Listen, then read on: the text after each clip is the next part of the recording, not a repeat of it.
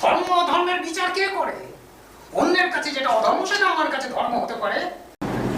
কিন্তু বাক্য ব্যয় করে সময় নষ্ট করার আর সময় নেই ভ্রাতা। আমি বিশ্বর চোখের সামনে কুরুবংশকে ধ্বংস করেছি। শেষ হয়েছে আমার প্রতিশোধ। কুরুবংশ ধ্বংস হয়েছে।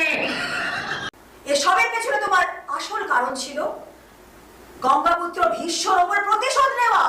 ले वही तो बाल चंद्र नाग गंग शीश धर चले सकल जगत का भार भी चले उठा शिव शिवम।